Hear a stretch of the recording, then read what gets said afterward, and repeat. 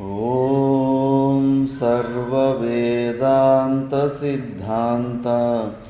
గోచరం తమగోచరం గోవిందం పరమానందం సద్గురుం ప్రణతోస్మ్యహం. ఓం శాంతి శాంతి శాంతి. మనము వివేక చూడమని విచారణం చేస్తుంటిమి. ఇందులో పంచకోశ వివేకం చేస్తున్నప్పుడు ఇంకా గురుగారు అన్ని కోశాలలో ఉన్న తాదాత్మ్యాన్ని తీసుకోవడానికి యుక్తుల ద్వారా అనేక హేతుల ద్వారా ఒక్కొక్క కోశం ఈ కోశము మన ఆత్మస్వరూపము కాలేదు, ఎందుకంటే మన ఆత్మస్వరూపము నిత్యము. ఆత్మ ఒక లక్షణాలు ఆ కోశాలలో లేనందుకు కోశాలు మన స్వరూపము కాదు అని చూపించారు. ఇప్పుడు శిష్యుడు బాగా శ్రద్ధతోటి విచారణ చేస్తున్నాడు కాబట్టి ఇప్పుడు ముందేమో నీ లోపలే పరమాత్మని చూపిస్తాను, నువ్వు వెతుకుతున్న పరమానంద స్థితిని నీలోనే చూపిస్తాను అని ప్రతిజ్ఞ చేసింటాడు కదా. ఇంకా తనకు శరీరంలో తెలిసిన స్థూల శరీరం మొత్తం అన్నమయ కోశంలోనే పోయింది. అది కాకుండా లోపల ఒక 3 విషయాలు తెలిసిండే, ప్రాణము, మనసు, బుద్ధి అని. ఆ 3 కోశాలు కూడా మన ఆత్మస్వరూపం కాదని తీసేసే అందో ఎంతో ఆనందం అని ఒక శబ్దం, ఒక అనుభూతి, ఆనందం ఒక అనుభూతిని అదే నేను అనుకుంటా ఉంటే దాన్ని కూడా ఆనందమయ కోశం కూడా కాదని తీసేసి ఇంకా శిష్యునికి అసలు ఆ శరీరంలో ఏమీ మిగలనే లేదు. మరి ఈ శరీరంలోనే నీకు పరమాత్మ దర్శనాన్ని సచ్చిదానందాన్ని చూపిస్తానని గురువు ప్రతిజ్ఞ చేసిండు. అందుకే ఇప్పుడు శిష్యుడు అరుస్తాడు కొద్దిగా డౌట్ఫుల్గా. శిష్య ఉవాచ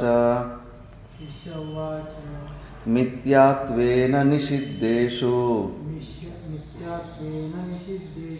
కోశేష్వేతేషు పంచషు సర్వాభావం వినా కశ్చిత్ వినా కించిద్ న పశ్యామ్యత్ర హే గురో విజ్ఞేయం కిము వస్త్వస్తి స్వాత్మనాత్ర విపశ్చితాః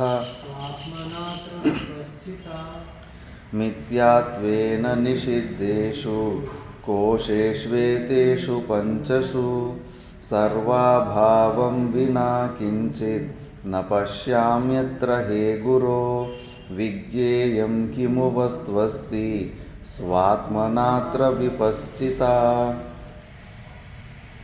మిథ్యాత్వేన నిషిద్ధేషు కోశేష్వేతేషు పంచషు సర్వభావం వినా కించిత్ న పశ్యామ్యత్ర హే గురో విజ్ఞేయం కిము వస్త్వస్తి స్వాత్మనాత్ర విపశ్చితా.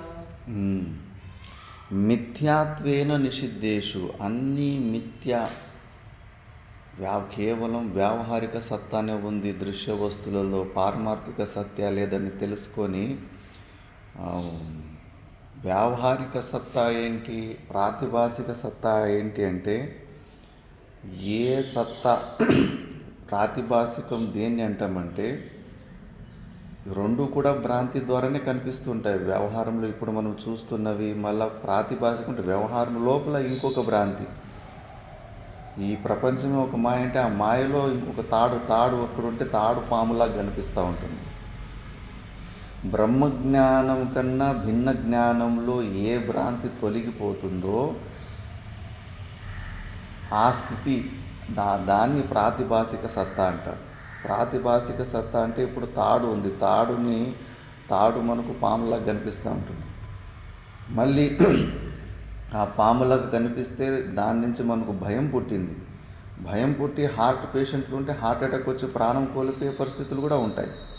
మరి ఆ భయాన్ని తొలగించుకోవాలని అంటే ఏం చేయాలి? అక్కడ బ్రహ్మజ్ఞానాన్ని పొందాల్సిన అవసరం లేదు. దూరం నుంచి రాయితోటి కొద్దిగా పరీక్ష చేసి పడుగుటు కట్టి తీసుకొని చూసి ఓహో అది పాము కాదు అది తాడు అని యథార్థ జ్ఞానాన్ని, ఆ తాడు జ్ఞానాన్ని పొందితే చాలు ఆ పాము నిమిత్తంగా వచ్చిన భయం వెళ్ళిపోతుంది. అందుకే బ్రహ్మజ్ఞానం కన్నా భిన్న జ్ఞానంతోనే ఏ భ్రాంతి నివర్తించబడుతుందో అలాంటి సత్తాన్ని ప్రాతిభాసిక సత్తా అంటారు. అంటే ఆ పాములో ఉన్న సత్తా కనిపించింది కాసేపు, దాన్ని ప్రాతిభాసికం అంతే, వాస్తవికం కాదని. మళ్ళీ ఇప్పుడు మనం చూస్తున్న ప్రపంచం ఇవన్నీ ఇది వ్యావహారిక సత్తా అంటారు. బ్రహ్మజ్ఞానం వల్లనే ఏ భ్రాంతి నివర్తిస్తుందో అలాంటి సత్తాన్ని మనము వ్యావహారిక సత్తా అంటాం. ఇప్పుడు మనకు కనిపిస్తున్న ఇవన్నీ కూడా ఇవి ఆ భ్రాంతి నివృత్తి కావాలంటే మనకు బ్రహ్మజ్ఞానమే కావాలి. బ్రహ్మజ్ఞానం పొందితేనే ఈ వ్యావహారిక సత్తాలో ఉన్న పర్ఫెక్ట్ మిథ్యాత్వ దర్శనం అవుతుంది. మళ్ళీ పారమార్థిక సత్తా మన నిజమైన స్వరూపం అది. కాబట్టి మిథ్యాత్వేన నిషిద్ధేషు, ఇప్పుడు ఈ విచారణ చేస్తూ ఉన్నాం. పరోక్ష జ్ఞానంలోని సంపూర్ణ ప్రపంచం, సంపూర్ణ దృశ్యకోటి, మనకు తెలిసిన ఈ శరీరంలో ఉన్న పార్ట్లు, ఊహాత్మకమైన మనసు, బుద్ధులు, ప్రాణం, ఇవన్నీ ఏమేమి ఉన్నాయి అన్నీ కూడా మిథ్యా అని ఇప్పుడు డిసైడ్ చేసేసారు. ఇంక ఏమి శరీరంలో ఏమీ మిగిలినే లేదు. అందుకే కోశేషు ఏతేషు పంచసు, ఈ పంచకోశాలను ఇది కాదు ఇది కాదని తీసి పక్కన పెట్టేస్తూ, గురుదేవా సర్వాభావం విన కించిత్ నా పశ్యామి యత్ర హే గురు, నాకైతే ఇంకేమీ కనిపిస్తూనే లేదు, అంటే కేవలం శూన్యమే లాగా ఉంది. నువ్వు నాలో పరమాత్మను చూపిస్తుంటే నాకు అసలు లోపల ఒక్క వస్తువు కూడా ఇంకా మిగలలేదు అని. విజ్ఞేయం కిము వస్తువస్తి స్వాత్మానాత్ర విపశ్చిత, ఇంకేం మిగిలింది శరీరంలో? మాకు తెలిసిన అన్నిటిని తీసి ఇది కాదు అని తీసి పక్కన పెట్టేస్త్రీ అని అరుస్తాడు. అప్పుడు గురువులు పర్వాలేదు, ఇప్పుడు బాగా ఏకాగ్రతతోటి విన్నాడని చెప్పేసి శ్రీ గురురువాచ సత్యముక్తం త్వయా విద్వన్ నిపుణోసి విచారణే అహమాది వికారాస్తే తదభావోయమప్యతః సర్వే ఏనానుభూయంతే యస్వయం నానుభూయతే తమాత్మానం వేదితారం విద్ధి బుద్ధ్యా సుసూక్ష్మయా సత్యముక్తం త్వయా విద్వన్ నిపుణోసి విచారణే అహమాది వికారాస్తే తదభావోయమప్యతః సర్వే ఏనానుభూయంతే యస్వయం నానుభూయతే తమాత్మానం వేదితారం విద్ధి బుద్ధ్యా సుసూక్ష్మయా. సత్యముక్తా త్వయా విద్వన్ నిపుణోసి విచారణే అహమాది వికారస్తే తదభావోయమప్యతః సర్వే ఏనానుభూయంతే యస్వయం నానుభూయతే తమాత్మానం వేదితారం విద్ధి బుద్ధ్యా సుసూక్ష్మయా. గురు అంటున్నాడు సత్యముక్తం, నువ్వు నిజమే చెప్పినావు నాయన. సత్యముక్తం త్వయా విద్వన్ నిపుణోసి విచారణి, నువ్వు నిపుణుడివి. ఇక్కడ దాకా నేను చెప్పిందంతా మంచిగా ఏకాగ్రతతోటి విన్నావు కాబట్టి ఇంక మొత్తం ఈ ప్రపంచంలో మొత్తం ఇంకా ఏమీ వస్తువు లేకుండా అయిపోయిందని. పంచకోశ వివేకాలు చేస్తూ ఉంటాం కానీ శరీర భావన పోలేదు. కానీ శిష్యుడు ఏకాగ్రతతోటి విన్నాడు కాబట్టి నిజంగానే గురుగారు చెప్తుంటే నువ్వు ఈ శరీరాన్ని కాదంటే శరీరాన్ని కాదని నిశ్చయం చేసుకున్నాడు. ప్రాణమయ కోశం కాదంటే అన్నీ నిశ్చయం చేసుకున్నాడు కాబట్టి అతనికి ఇప్పుడు ఏమి కనిపిస్తలే. ఈ శరీరం ఉన్నప్పటికీ కూడా ఈ శరీరంలో ఉన్న పంచకోశాలని వదిలిపెట్టేశాడు తాదాత్మ. అందుకే నాకు ఇవి ఏమి కనిపిస్తలేదంటున్నాడు. అహమాది వికారాః తే తదభావః అయమపి. ఈ అహమాది ఏమైతే అహంకారాలు ఉన్నాయో వాటి అభావం కూడా ఇప్పుడు వానికి శిష్యునికి అవి లేనితనమే కదా తెలుస్తూ ఉండేది. ఫస్ట్ అతనిలో ఉన్న అహంకారము, మనసు ఇవన్నీ కనిపిస్తుండే. అవి ఏమి కనిపిస్తలేదని వాటి ఒక అభావం కూడా కనిపిస్తూ ఉంది. అహమాది వికారాలు మళ్ళీ వాటి ఒక అభావము. సర్వే ఏనానుభూయంతే, ఇవన్నీ దేని ద్వారా అనుభవించబడుతున్నాయో స్వయం నా అనుభూయతే, ఏది స్వయంగా అనుభూతి మనసు బుద్ధుల అనుభూతులకు వస్తలేదో, కానీ ఇవన్నిటినీ కూడా ఈ మనసు బుద్ధుల ఉండటాన్ని లేనితనాన్ని రెండిటిని కూడా సాక్షి రూపంలో ఏది తెలుసుకుంటా ఉందో తమ్ ఆత్మానం వేదితారం తమ ఆత్మానం విద్ధి బుద్ధ్యా సుసూక్ష్మయా, తీక్ష్ణ బుద్ధి ద్వారా దాన్ని నువ్వు తెలుసుకో. ఇప్పుడు ఈ ఆశ్రమంలోకి ఎవరన్నా రాలేదని చెప్పడానికి నేను ఇక్కడ ఉండాలి కదా. నేను ఇక్కడ ఉంటేనే ఎవరు ఆశ్రమానికి రాలేదన్న విషయాన్ని నేను చెప్పగలుగుతుంటాను. మరి ఇప్పుడు పంచకోశ వివేకాలు చేస్తున్న వ్యక్తికి అసలు నాకు ఈ బుద్ధి మనసు ఏమి అన్నిటి ఒక అభావము కనిపిస్తుంది, అంటే శూన్యం కనిపిస్తుంది అని శిష్యుడు అంటున్నాడు. అంటే ఈ ఒక అహంకారాదిల అభావాన్ని తను చూస్తున్నాడు కదా, ఇవి లేనితనాన్ని కూడా చూస్తున్నాడు కదా సాక్షి రూపంలో. అదే నువ్వై ఉండావు. బౌద్ధులు ఇక్కడే ఫెయిల్ అయిపోయారు. అంత ప్రపంచం వివేకం చేసి అంత పోయి శూన్యం శూన్యం అన్నారు. మరి ఆ శూన్యాన్ని చూసేటోడు ఇప్పుడు ఉన్నాడు కదరా నాయన. శూన్యము మొదటి రోజు మీ మతంలో మొదటి రోజు ఎవరో ఒకరు ఆ శూన్యాన్ని చూసిన వ్యక్తి అయితే అలాగే ఉన్నాడు కదా. అలాగే ఉన్నందుకే కదా అది శూన్యమని మీకు చెప్పింది.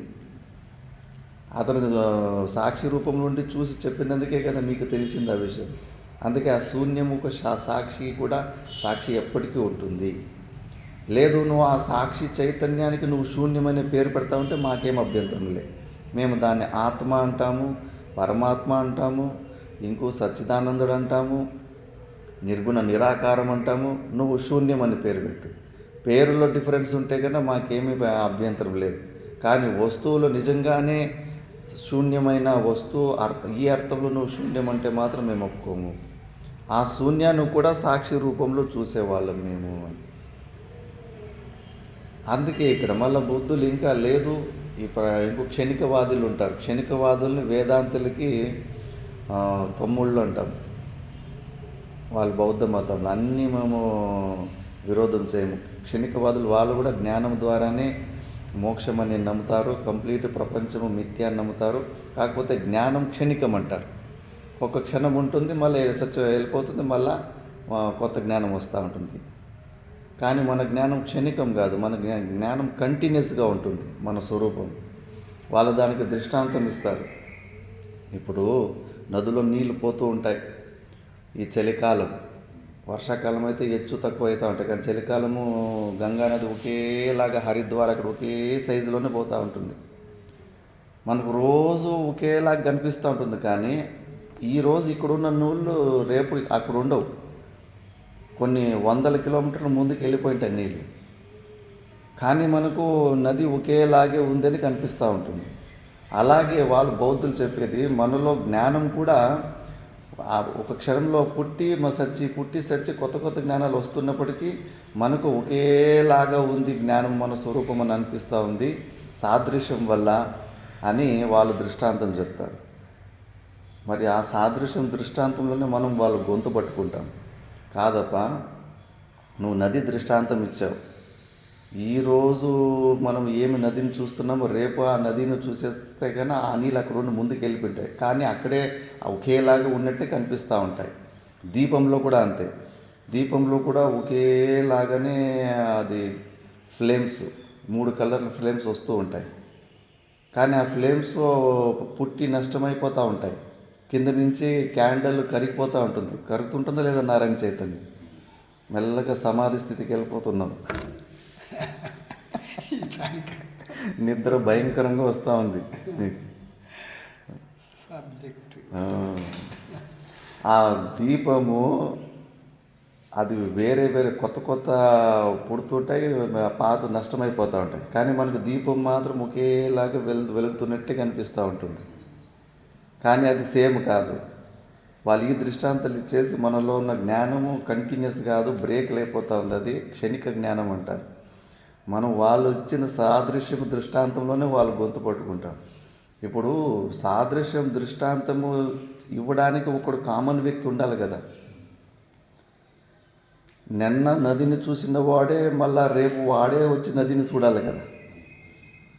నువ్వు ఇచ్చిన దృష్టాంతంలోనే ఒకడు కంటిన్యూస్ వ్యక్తి ఉండాలి. ఈ వస్తువు ఆ వస్తువులాగా ఉంది, దీని సదృశ్యంగా ఆ వస్తువు ఉందంటే చెప్పడానికి ఒక కామన్ వ్యక్తి ఉండాలి. నువ్వు ఇచ్చే దృష్టాంతంలోనే ఒక కంటిన్యూస్ ఒక జ్ఞానం ఉంటేనే నీ దృష్టాంతం కూడా సిద్ధిస్తుంది. జ్ఞానం క్షణికమన్నావు, జ్ఞానము కాసేపు ఉండి వెళ్ళిపోయి ఇంకో క్షణంలో మళ్ళా పుట్టి చచ్చిపోయిందంటే కనుక ఆ క్షణికత్వాన్ని గుర్తించుకున్న ఒక సాక్షి చైతన్యం ఒకటి నిత్యంగా ఉండాలి కదా. అందుకే జ్ఞానము నిత్యము అని అక్కడ విచారణ వస్తుంది. ఇది కొంచెం సూక్ష్మ విచారణలే. అంటే మనం శూన్య స్థితి కాదు, మనం జ్ఞాన స్వరూపము నిత్యంగా ఉంటాము. ఇంతే, ఇక్కడే తేడా మనకు బౌద్ధులకు మనకు ఇక్కడే ఫైనల్లోనే కొద్దిగా తేడా వస్తుంది అంతే. వాళ్ళు శూన్యం అంతా సంపూర్ణం శూన్యమని అది నాస్తికత్వానికి తీసుకెళ్ళిపోతుంది. అది లేదు, ఆ శూన్యాన్ని కూడా సాక్షి రూపంలో చూసే ఒక చైతన్యం ఉంది అని. అందుకే మహానుభావులు బుద్ధ భగవానుడు ఇలా శూన్యమని చెప్పలేదు. అప్పుడు విపరీతంగా కర్మకాండాలు విపరీతంగా ఘోరంగా జనాల్ని మోసం చేయడానికి ఏమేమో మంత్రాలు చెప్పేసి ఏమేమో నీకు పిల్లలు ఎరా ఈ మంత్రం ఓం ఈశావాసమిదం సర్వం స్వాహ అని చెప్పేసి ఏదో మంత్రము ఏదో కర్మకాండకి చేసి ఇప్పుడు కూడా ఎన్ని మంత్రాలు వాళ్ళు చేసే పూజకు వాళ్ళు చెప్పే మంత్రాలకి ఏమీ అర్థం వాళ్ళకే తెలియదు. ఇప్పటి వరకు శివుని మంత్రాన్ని వినాయకుని మంత్రం అనుకొని మొత్తం ప్రచలితమైపోయింది. గణానాన్త్వా గణపతి గుం, గణాలపతి ఎవరు? శివుడు. వినాయకుని మంత్రం అయిపోయింది అది. అట్లా మంత్రాలు ఏదో మంత్రానికి ఏమేమో కర్మలు చేపించేసి జనాల్ని మోసం చేసి దక్షిణలు అవి ఇవి బాగా గుంజుకుంటున్నప్పటికీ అప్పుడు బుద్ధ భగవాన్ అవతారం వచ్చి కొద్దిగా వాటిని కొద్దిగా న్యూట్రల్ చేసేసి కొద్ది మోక్షం గురించి ఆత్మవస్తు గురించి విచారణ వైపు ఇటువైపు లాక్కోవాలని అలా చేశాడు. కానీ ఎప్పుడే కానీ మన ఆత్మవస్తువుని శూన్యం అనే మాట ఆయన చెప్పలేదు. లాస్ట్లో మౌనంగా ఉండిపోయాడు అంతే. ఆత్మస్థితిని గురించి అడిగినప్పుడు ఇంకా శిష్యులు ఊహించుకునే వాళ్ళు వాళ్ళకి ఇష్టం వచ్చినట్లు ఊహించుకున్నారు. మౌనంగా ఉన్నాడు, ఏమీ చెప్పలేదు కాబట్టి శూన్యమని. ఇంకా మన వేదాంతులు కూడా అక్కడ ఉన్నారు. ఆత్మ వస్తువుని నిర్వచనం చేయలేము కాబట్టి అది మూగవాడు బెల్లం నాకినట్టు దాని స్వరూపము. రామకృష్ణ పరమహంసులు కూడా అంతే. ఆ ఆత్మస్థితి గురించి చెప్పమంటే కనుక సమాధి స్థితికి వెళ్ళిపోయారు, కానీ దాని గురించి నిర్వచనం చేయలేకపోయేవారు. అందుకే వీళ్ళు వేదాంతులు మా ధర్మం గురించే చెప్పారని వీళ్ళు సంతోషపడ్డారు. వాళ్ళ శిష్యులు 4 మతాలు అయిపోయాయి. 4 రకాలు ఊహించుకున్నారు శిష్యులు. మరి శిష్యుల్లోనే కరెక్ట్గా ఉంటే కన్నా గురువు చెప్పింది ఒకటే అయితే కన్నా ఒకే మార్గం ఉండాలి కదా. 4 ప్రకారాల ఆన్సర్లు ఎలా ఊహించుకుంటారు? అందుకే శిష్యులు రాసిన పుస్తకాలు ఎప్పుడూ చదివి తొందరగా నిర్ణయాలు తీసుకోవద్దు. వాడు బుర్రలో వాళ్ళ గురువుని గురించి ఏం తెలుసుకున్నాడో అదే రాస్తాడు. ఏదన్నా పుస్తకం చదివినప్పుడు ఆ పుస్తకం రాసిన వాడు చూడాలి. వాడు ఎవడు, వాడికి ఏం అర్థమైందో వాళ్ళ గురువు గురించి శాస్త్రం గురించి వాడు బుర్రలోంది దింపింటాడు. బుర్ర మనకి స్ట్రాంగ్ లేకపోతే కనుక మనం వాడికి అనుకూలంగా మనం మారిపోతాం, వీక్ అయిపోతాం. ఏమేమో మనకి కపోల కల్పనలు కూడా వాడు రాయొచ్చు పుస్తకాల్లో. కాబట్టి బౌద్ధులకు మనకు పెద్ద తేడా ఏమీ తేడానే లేదు. వాళ్ళు ఊహించుకుంటున్నారంతే. శూన్యం కాదు, మన ఆత్మస్వరూపం ఒక నిత్య చైతన్యం. శూన్యాన్ని కూడా సాక్షి రూపంలో చూసే ఒక నిత్య చైతన్యం ఉంది. కాబట్టి అందుకే ఇప్పుడు చూడు నాయనా, నువ్వు నాకేమి కనిపిస్తే అరుస్తున్నాడు. పంచకోశాలు మనసు బుద్ధి అన్నీ తీసేస్తుంటే నాకేమి కనిపిస్తాను లేదు గురువా అంటున్నాడు. మరి అభావం అయితే కానీ లేనితనం అయితే కనిపిస్తూ ఉంది కదా. ఈ ఆశ్రమంలో ఎవరు కనిపిస్తలేరంటారు అంటే ఎవరు లేనితనం అభావం అయితే నీకు కనిపిస్తుంది కదా. అది ఎవరు కనిపిస్తుంది? అదే నువ్వు, అదే సాక్షి చైతన్యం నువ్వు అని. మన ఒక అభావం ఎప్పుడూ జరగదు. మన స్వరూపాన్ని మనసు బుద్ధులు ఈ మైకును చూసినట్టుగా చూసుకోలేవు, తెలుసుకోలేవు, విషయీకరణం చేయలేవు. అన్ని ఇంద్రియాలకి అగోచరమైన తత్వం అది. అలాంటి తమ్ ఆత్మానం విద్ధి బుద్ధ్యా సుసూక్ష్మయ, చాలా సూక్ష్మ బుద్ధి ఉండాలి. నిద్రాదేవత వచ్చి అటాక్ చేస్తూ ఉంది. మంచి టాపిక్ ఇది. క్లైమాక్స్ టాపిక్లో నీకు నిద్రాదేవత వచ్చేసి విఘ్నాలు చేస్తూ ఉంది. దేవతలు కూడా అంతే డిస్టర్బ్ చేస్తూ ఉంటారు. ఎందుకంటే ఇప్పుడు పశువులుగా దేవతానాం పశువు అంటారు మనుషుల్ని. దేవతల పశువులు అంటే మనము వాళ్ళకన్నా ఈ బ్రహ్మ విద్యని పొందేస్తే వాళ్ళకన్నా పెద్ద గొప్ప స్టేటస్లోకి వెళ్ళిపోతాం. అది దేవతలకు ఇష్టం కాదంట. సామాన్యంగా అందరికీ నేచర్లో అదే తత్వం ఉంటుంది. ఊర్లోనే అంతే, ఒక వ్యక్తి నలుగురు అన్నదమ్ములు ఉంటారు. ఒకరు మంచిగా డబ్బులు సంపాదించి పైకి పోతుంటే మిగతా ముగ్గురికి ఈర్ష్య గుణం అలాగే వచ్చేస్తూ ఉంటుంది. అందుకే దేవతలు కూడా విఘ్నాలు కల్పిస్తూ ఉంటారు. మంచి సమయంలోనే, మంచి జ్ఞాన నిశ్చయ కలిగే సమయంలో అనేక ప్రకారంలో. అందుకే చాలా జాగ్రత్తగా ఉండాలి. ఇది మెయిన్ టాపిక్.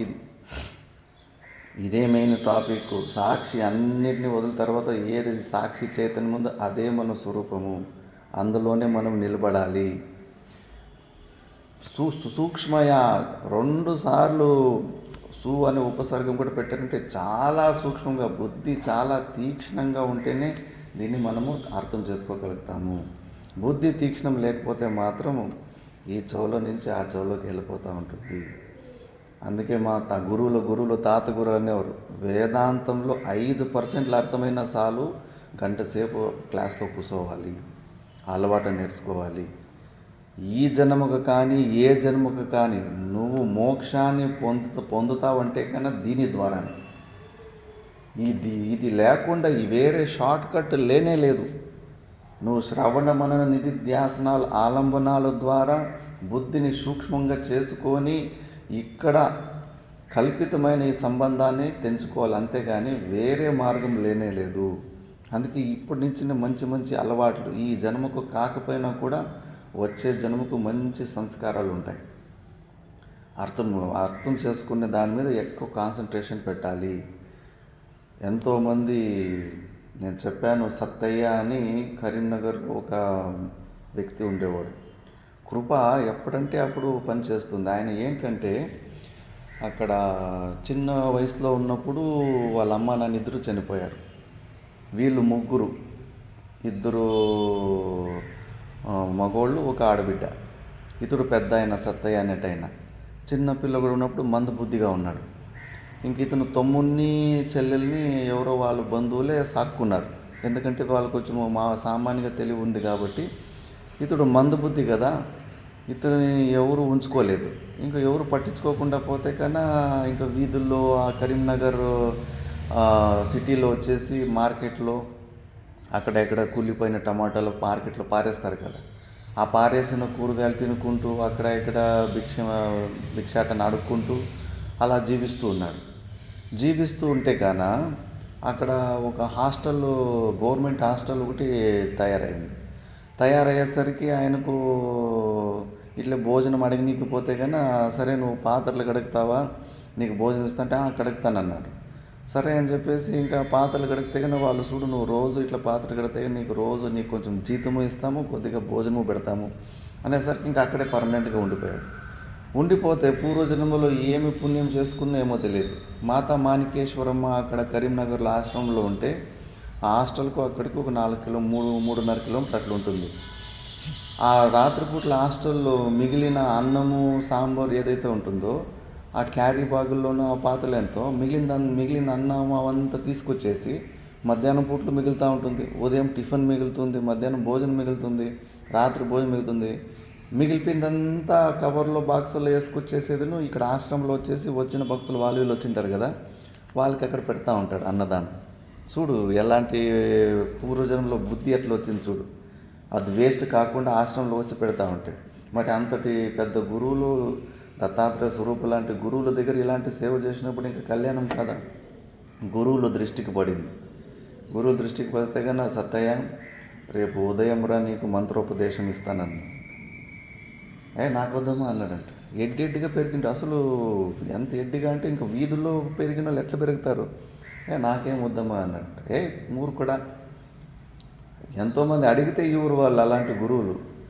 తట్టుస్వామి అని ఒక ఆయన ఉండేవాడు. తట్టుస్వామి వచ్చి అడిగితే కన్నా వాళ్ళు త్రికాలదర్శులు కదా, నాయన నీకు మలయాళ స్వామి దగ్గర అయిపోయింది కదా, నీకు గురువులు నేను వేరు కాదు, ఆయన వేరు కాదు, ఆయన చెప్పిన మంత్రాన్ని నువ్వు జపించు అని చెప్పేసిందంట.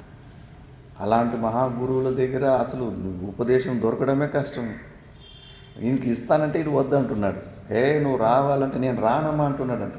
10 సార్లు నువ్వు రావాలంటే నేను రాను అన్నాడంట. సరే అని మళ్ళీ నెక్స్ట్ టైం పడుకుంటే కన్నా 2 గంటలకి, ఇంకా యోగులు కదా వాళ్ళు తెలుసుకుంటే ఈడు ఎందుకు రాలేడు, 2 గంటలకి ఆటోమేటిక్గా నిద్ర అయిపోయిందంట. ఎందుకో సడన్గా స్నానం చేసుకుని తనకు తెలియకుండానే అక్కడికి వచ్చేసిండు. వచ్చేస్తే కన్నా లోపల కూర్చోన్నాడంట. కూర్చుంటే ఇట్లా కొక్కురు కూర్చుంటున్నాడంట. సుఖాసనం కూర్చోవడం కూడా తెలియదు, ఎప్పుడు కూర్చోనే లేదు అట్లా. ఇట్లా కొక్కురు కూర్చున్నట్టు దొడ్డికి కూర్చుంటాం కదా మనం, దొడ్డు కూర్చున్నట్లు కూర్చునంట. ఇట్లా సుఖాసనం కూర్చోంటే అసలు కాళ్ళు మొలుస్తానే లేవు, అభ్యాసమే లేదు. వీధుల్లో పెరిగినాడు కదా, కూర్చోవడం రాలేదంట. సరైన మళ్ళీ మంత్రోపదేశం చేస్తూ ఉంటే ఏ అక్షరము తిరగడం లేదంట, ఒక్క అక్షరం కూడా తిరగలేదంట. అయ్యో ఇంకేం చేసేది, నీకు ఒక్క అక్షరం కూడా తిరగడం లేదు కదా అని సరే అని మళ్ళీ మాట్లాడుతూ, మీ ఊళ్ళో ఏ గుడి ఉండే మీ పుట్టిన ఊర్లో అంటే గోపాలకృష్ణ గుడి అని, కృష్ణ అనే శబ్దం బలి తిరుగుతుందంట. సరేలే వీడికి కృష్ణ అనే శబ్దం తిరుగుతుంది కదా అని దానికే ముందు ఒక బీజాక్షరము వెనక ఒక బీజాక్షరం వేసి మంత్రోపదేశం చేశారు. ఒకటే, చూడు నాయన, 1,000,000 జపం అయ్యే వరకు మౌనం పాటించాలి, వదిలిపెట్టేసి ఇప్పటి వరకు నువ్వు ఏం పని సేవ చేసుకున్నావు, నీకు ఇంకా అవసరం లేదు. ఈ ప్రపంచంలో నువ్వు ఎక్కడ పోయినా కూడా ఈ మౌనాన్ని పాటించి నువ్వు నోరు మాత్రం విప్పకి, ఇంకా కేవలం జపం చేసుకుంటా ఉండు. బతుకుతానా అసస్తానని కూడా ఏమి చింత చేయకు, నువ్వు ఉన్న చోటికి అన్ని వ్యవస్థలు వస్తాయని. అంతే. మరి గురువు మీద శ్రద్ధ అట్లా ఉంది. పోయి ఏదో ఒక చెట్టు కింద ఇంకా జపం చేయడానికి కూర్చో ఉంటే కన్నా అది సంయోగవశాత్తు అది ఒక బ్రాహ్మణి ఇంటి ముంగటే ఉంది అది ఆ చెట్టు. ఆయన చూసి ఎవరు ఇంత నిష్టగా జపం చేస్తున్నాడు, ఎవరిని ఏమీ అడగతలేదని చెప్పేసి వాళ్ళే రోజు భోజనం తీసుకొని పోయి ఆయన ముంగట పెడుతుంటారంట. ఒకరోజు ఇంకా 1,000,000 జపం పూర్తి అయిన తర్వాత ఇంకా మౌనాన్ని వదిలిపెడితే ఆ బ్రాహ్మణుడు రోజు ఈయన నిష్టను చూసి అంతా మాట్లాడంటే, ఎవరు నువ్వు ఎట్లా అంటే ఇట్లా అంతా చెప్పుకొచ్చిండు. అరే నువ్వు చాలా మంచి పుణ్యాత్ముడిలాగా ఉండవరా నాయన, అలాంటి గురువు నీకు దొరికింది నాయన. నేను నీకు విద్యను నేర్పాలనుకుంటున్నాను, నీకు ఒకవేళ ఇష్టం ఉంటే కన్నా చెప్పు, నేను నీకు అక్షరాలన్నీ నేర్పుతానన్నాడు. నేర్చుకుంటానన్నాడంట. చూడు ఎట్లా, వయసు అంతా 50 సంవత్సరాలు దాటిపోయింది అప్పటికి. ఇంకా నేను విద్య నేర్పుతానంటే నేర్చుకుంటానంట. మొత్తము అక్షరాలు చదవడము రాయడం మొత్తం తెలుగు నేర్చుకున్నాడు. నేర్చుకున్న తర్వాత ఇంక గురువు ఆజ్ఞలో ఉన్నాడు కాబట్టి బుద్ధి విపరీతమైన తీక్షణమైపోయిందంట. తీక్షణమైపోయి ఫస్ట్ శ్రీమద్ భాగవతము, భాగవత రహస్యం అన్ని పుస్తకాలు మొత్తం నీట్గా చదివేసి మళ్ళీ మొత్తం భారతదేశం అంతా 4-5 సార్లు తిరిగేసిండు. ఆ హిందీ కూడా నేర్చుకునేసాడు. కాశీకి ఎక్కడికి పోయి మంచి పెద్ద భక్తులంతా తయారు చేసుకున్నాడు. నేను కూడా ఆయన శ్రీశైలంలో అక్కడ సేవ చేస్తున్నప్పుడు ఒక 9 నెలలు ఉన్నాను. ఆయన వెంబడి నేనే ఉంటే ఢిల్లీ పబ్లిక్ స్కూల్ ఓనర్ ఆమె కూడా ఆయన భక్తురాలుగా ఉంది. ఆ మహంకాళి టెంపుల్ హైదరాబాద్లో ఉంటే కన్నా రోజు శ్రీకృష్ణ శరణమ్మ 108 సార్లు ప్రదక్షిణలు వేస్తుంటారు గుడికి. ఈయన నిష్టను చూసి ఆమె ఢిల్లీ పబ్లిక్ స్కూల్ ఓనర్ ఆమె కూడా భక్తురాలు అయిపోయింది. అంత పెద్ద స్థాయికి వెదికి శ్రీశైలంలో సుమారుగా 10-15 కోట్లు అంత పని చేయించింది అక్కడ ఆశ్రమం. విద్య, మళ్ళీ సత్సంగాలు, ప్రవచనాలు, ఆ గురువుల కృప అట్లా ఉంటుంది. విద్య అది వచ్చినప్పుడు వయసుతోటి సంబంధం లేదు. ఎప్పుడైనా కానీ చదువుకోవడము, ఎప్పుడు గురుకృప వచ్చిందంటే కన్నా మళ్ళీ అన్నీ ఈజీ అయిపోతాయి పనులన్నీ కూడా. అందుకే వయసు నిమిత్తం ఉండకూడదు. శ్రవణ మనన నిధిధ్యాసనం ఇదే మార్గమే, ఇటే రావాల్సింది. ఎప్పటికైనా కానీ ఏ రోజుకైనా కానీ మనం ఇందులోనే ఈ తెలివితేటలు పంచుకొని వివేకము సూక్ష్మం చేసుకుంటేనే ఈ శరీరంతో ఉన్న సంబంధం మనము తొలగించుకోవాలి. దీనికన్నా వేరే మార్గాలు ఉన్నాయనుకుంటే కన్నా ఇందులో మనము నెగ్లెక్ట్ చేస్తాం. ఈ మార్గమే మిగిలి ఉండేది. అందుకే దీన్ని చాలా అలర్ట్గా సావధానైన శృణు 4-5 శ్లోకాలు ఇప్పటికే గురువు చెప్పాడు. శిష్యుడా, నువ్వు అడిగిన ప్రశ్నకి నేను ఇప్పుడు ఉత్తరం చెప్పబోతున్నాను, బాగా విను అని. ఆల్రెడీ వాడు వింటున్నప్పుడు కూడా బాగా విను, అలర్ట్గా విను. తంద్రి అవస్థలో అటు నిద్ర కానీ ఇటు మెలకువని తంద్రి అవస్థలో వినకు, బుర్రలో రిజిస్టర్ కాదు ఇది. అందుకే సత్సంగంలో ఉన్నప్పుడు నిద్రకు జాగా ఇడకూడదు, చాలా అలర్ట్గా ఉండాలి. నీకు ఒకవేళ ఎక్కువ నిద్ర వస్తావంటే కానీ 4 గంటలకు లేసేది నిద్రకు 5 గంటలకు లేయి, మా గురుగారే చెప్పారు. ఆ, అది మా గురుగారే చెప్పారు. నీకు ఒకవేళ మళ్ళీ మెయిన్ సత్సంగంలో అలర్ట్గా ఉండాల్సిన నువ్వు ఆ ఫలమే నీకు దొరకడం లేదంటే గాన మరి కొంత తగ్గించు. ఉదయం 4 గంటలకు లేచి జాగ్రత్తలో 5 గంటలకు వెళ్ళి క్లాసులో మాత్రం ఫుల్ అలర్ట్గా ఉండాలి. Full alert, full attention. నిద్ర తక్కువ ఉందంటే కన్నా మెయిన్ ఇప్పుడు క్లైమాక్స్ పంచకోశ వివేకంలో పంచకోశాలు అయిపోయిన తర్వాత ఇప్పుడు ఐక్య జ్ఞానం గురించి స్టార్ట్ అవుతాయి. నిధిధ్యాసన శ్లోకాల రాగం వింటేనే ధ్యానంలోకి వెళ్ళిపోవాలి. అట్లున్నాయి వివేక చూడముల శ్లోకాలు. ఇప్పుడే మెయిన్ అలర్ట్. శ్రద్ధగా ఉండాలి. వయసుతోటి సంబంధం లేదు, ఏమీ లేదు. దానికి అనుకూలంగా ఋషికేశ్ కైలాసాశ్రమంలో అసలు ఛాయ్ ఉండేది కాదంట ఫస్ట్. మళ్ళీ ఎవరో ఇట్లా ఛాయ్ ఉండేది కాదు, బుక్ స్టాల్ కూడా పెట్టేవాళ్ళు కాదంట. కొన్ని ఆశ్రమ నియమాలు భలే స్ట్రిక్ట్గా ఫాలో అవుతుంటారు. ఛాయ్ ఎందుకు అంటే కానీ దాని గురించి పెద్దగా ఇట్లా బ్రిటిషర్లు వచ్చిన తర్వాత ప్రచలమైంది.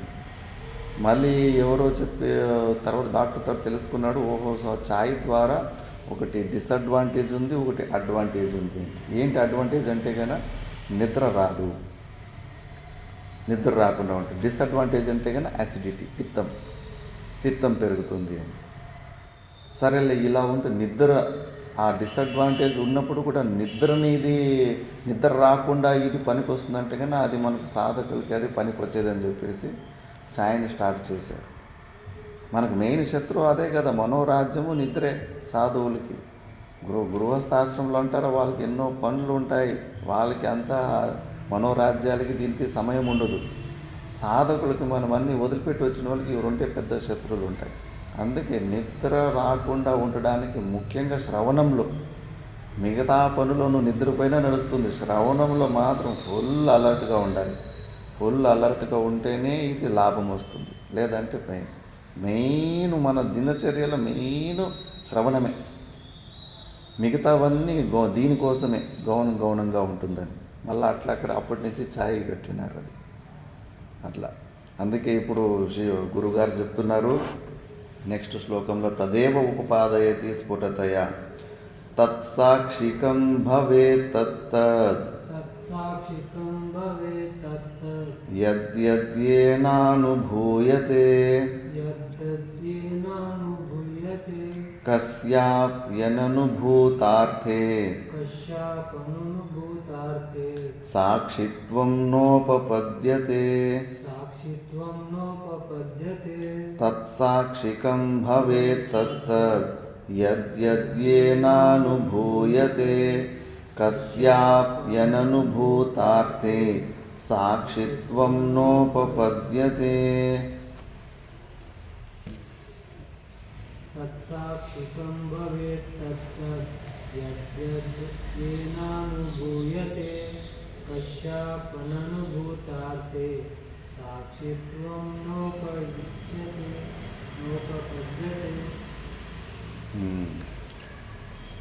ఇప్పుడు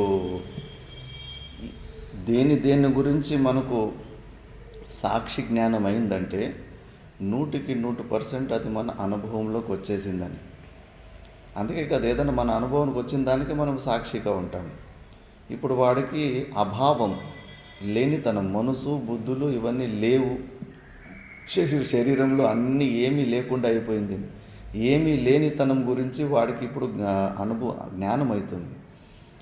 మరి నీకు ఏమీ లేనితనం గురించి నీకు అనుభవం అయింది అంటే కన్నా నువ్వు ఆ సాక్షి రూపం ద్వారా నువ్వు ఆ జ్ఞానాన్ని తెలుసుకుంటావు. నువ్వు ఉన్నావు కంప్లీట్గా, నువ్వు కూడా లేకుండా శూన్యం కాలేదు.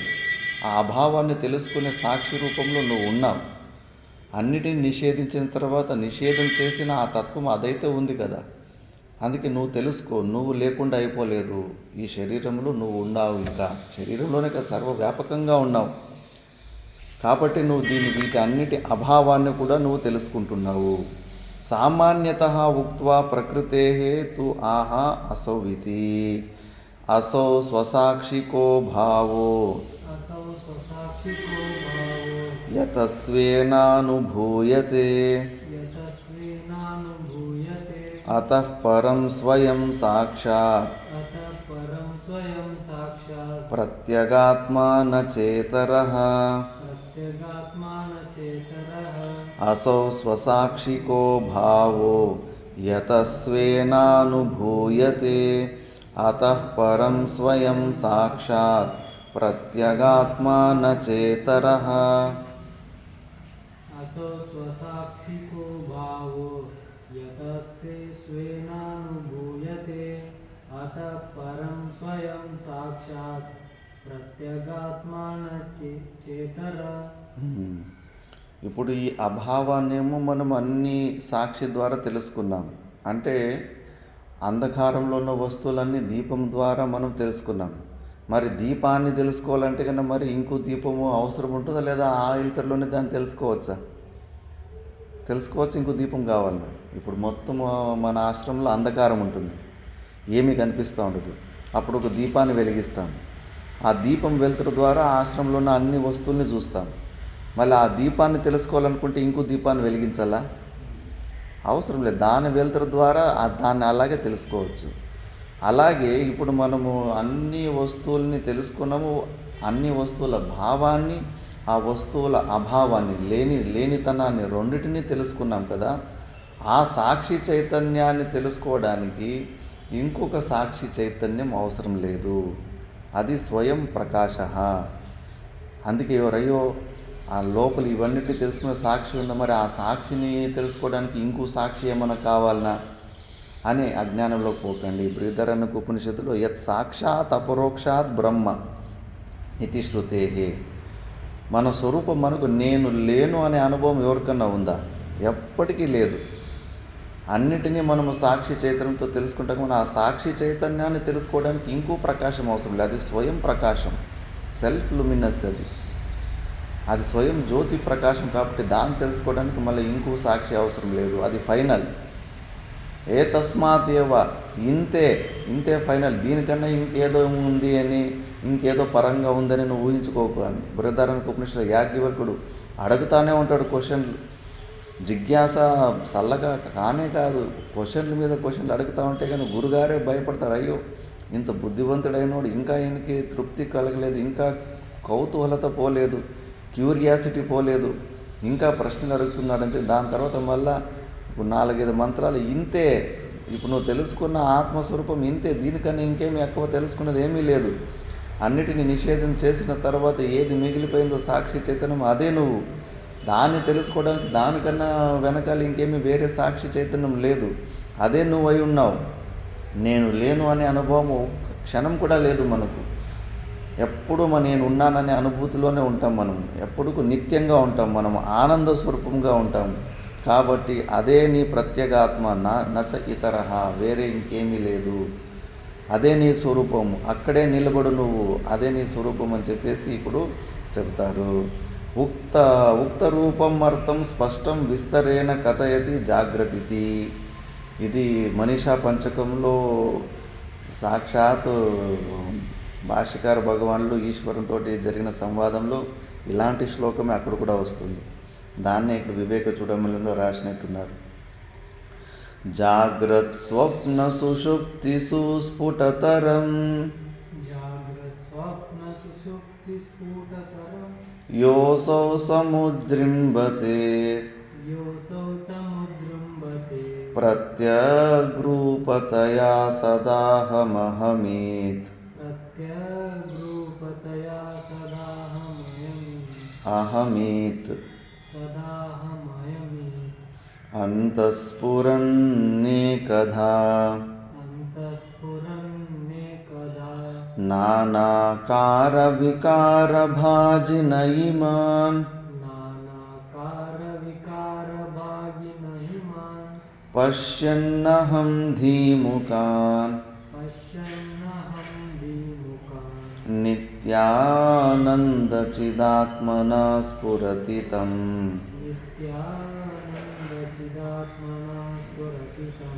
విద్ధి స్వమేతం హృది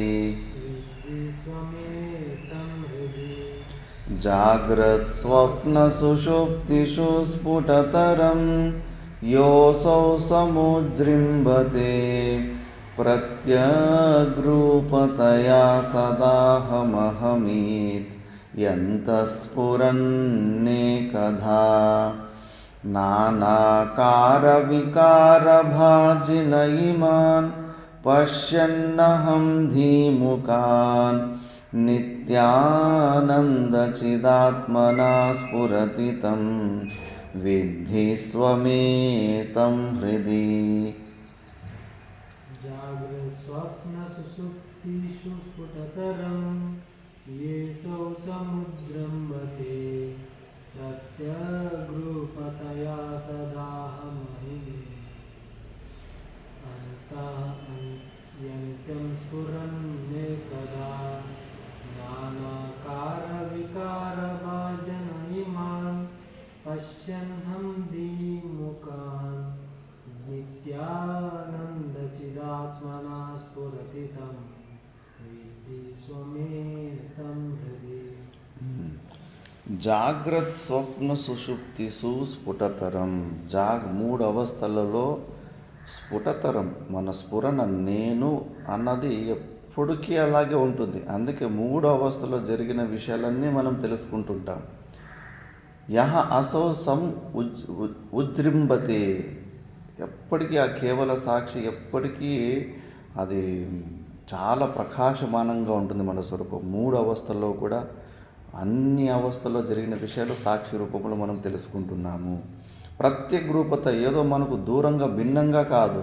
పరమాత్మని ఎప్పుడూ మనం భిన్నంగా వెతికే ప్రయత్నం చేసుకోకూడదు. అపరోక్షతయ మనకు మన స్వరూపం కానీ ప్రత్యేక రూపతయ ఇన్నర్ మోస్ట్ మన స్వరూపం కానీ ప్రత్యేక రూపతయ సదా అహం ఇది, ఎప్పుడు అహం అహం అని ఇంతకు ముందు కూడా వచ్చింది. అస్తి కశ్చిత్ అహం ప్రత్యయ ఆలంబన, నేను నేను అని ఒక ఫీలింగ్ మనకు వస్తూ ఉంది కదా, భావం. ఆ ఫీలింగ్కు ఏది ఆ సచ్చిదానంద స్వరూపుడినే మనము నేను నేను అహం అహం అని సూక్ష్మ రూపంలో దాన్నే మనము అహం శబ్దంతో మనము అనుకుంటున్నాము. సదా అహం ఇది అంతఃస్ఫురణే కదా, లోపల ఏదో ఒక స్ఫురణ వస్తుంటుందో. విషయ అనుపరక్త చిత్త స్ఫురణం అవిషయతయ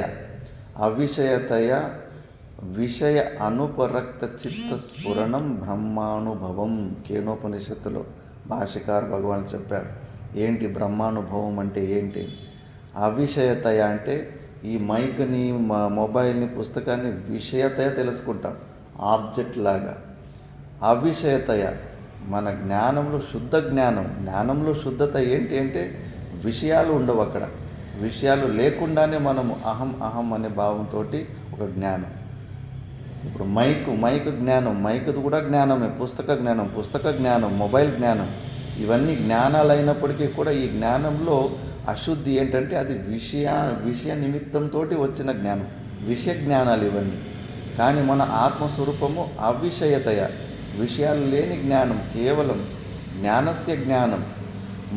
మైక్ జ్ఞానవానహం, మీది మైక్ జ్ఞానం ఉంది. ఆ మైక్ జ్ఞానాన్ని కూడా తెలుసుకునే జ్ఞానం ఇంకొక జ్ఞానం నా దగ్గర ఉంది. వ్యవసాయ జ్ఞానం అంటారు. ఆ శుద్ధ జ్ఞాన స్వరూపులు మనము. సదా అహం ఇది అంతఃస్ఫురణే కదా, ఎప్పుడు ఒకేలాగానే ఉంటుంది. ఏ ప్రకారమైన వికారాలు అది పొందదు. అక్కడ నిలబడాలి మనం. నానాకార వికార భాజిన ఇమాన్ పశ్యన్ అహంది ముఖాన్, అన్ని వికారాలను కూడా అది కేవలం సాక్షి రూపంలో చూస్తూ ఉంటుంది. ధీముఖాన్ బుద్ధి ద్వారా అన్నిటినీ చూసుకుంటూ ఉంటుంది. ఆ బుద్ధి వృత్తులను కూడా బోధం ప్రతిబోధ విదితం మతం అని చెప్పేసి ప్రతి ఒక్క బుద్ధి వృత్తులను కూడా తెలుసుకుంటూ ఉంటుంది. నిత్య ఆనంద చిదాత్మన స్ఫురతి, ఎప్పుడు నిత్యంగా ఉంటుంది, ఆనందంగా ఉంటుంది. కాన్షియస్నెస్ మనం ఉన్నామన్న జ్ఞానం కూడా మనకు ఎప్పుడు ఉంటుంది. నిత్య ఆనంద చిదాత్మన స్ఫురతి, ఎప్పటికీ అది సదా ఉంటుంది. మరి దేనికోసం మనం భయపడాలా, దేనికోసం మనం ప్రయత్నం చేయాలి? అలాంటిది తం విద్ధి స్వమేతం తం విద్ధి హృది, నువ్వు దీన్ని తెలుసుకో. నీ హృదయం అంటే ఈ గోళకమైన హార్ట్ కాదు, నీ అంతఃకరణంలో సెంటర్ పాయింట్ని కూడా హృదయం అంటారు. చక్రానికి సెంటర్ పాయింట్ మధ్య భాగం అంటారు. అలాగా నీ లోపల నువ్వు ఈ సత్యాన్ని తెలుసుకో. నువ్వు ఎప్పుడు ఉన్నావు, నిత్యంగా ఉన్నావు, నువ్వు ఆనందంగా ఉన్నావు, నువ్వు చిత్ స్వరూపుడు, నువ్వు ఆనందంగా ఉన్నావనే విషయము, నిత్యంగా ఉన్న విషయం నీకేం తెలియకపోలేదు, నీకు తెలుస్తుంది నేనున్నానన్న విషయము. అదే నీ స్వరూపము. ఈ శరీరాలతో, ఈ మనసు బుద్ధులతో, బయట ఉన్న ప్రపంచంతో నీకేమి సంబంధం లేదు, ఎవరి అవసరము లేదు. ఆఖరికి మనసు బుద్ధుల అవసరం కూడా నీకు లేదు. ప్రతిరోజు గాఢ సుషుప్తుల్లో మనకు అదే, ఇవన్నీ ఎవరు సహాయం లేకపోయినా కూడా మనం ఆనందంగా ఉన్నాము. అదే నీ స్వరూపము. ఈ జగత్తు ప్రతీతి మనసు బుద్ధులు ఉన్నప్పుడు, అవి అభావముగా ఉన్నప్పుడు కూడా నువ్వు సదా ఆనందంగానే ఉండావు. ఈ మనసు బుద్ధులు ఇచ్చే నిర్ణయాలకి, పరిచిన్న బుద్ధులకి నువ్వు లోను కాకు. సదా నువ్వు దాన్ని తెలుసుకో అని గురువులు శిష్యునికి చెప్తున్నారు. మిగతాది మనం నెక్స్ట్ క్లాస్లో చూద్దాం. ఓం పూర్ణమదః పూర్ణమిదం పూర్ణాత్ పూర్ణముదచ్యతే పూర్ణస్య పూర్ణమాదాయ పూర్ణమేవావశిష్యతే.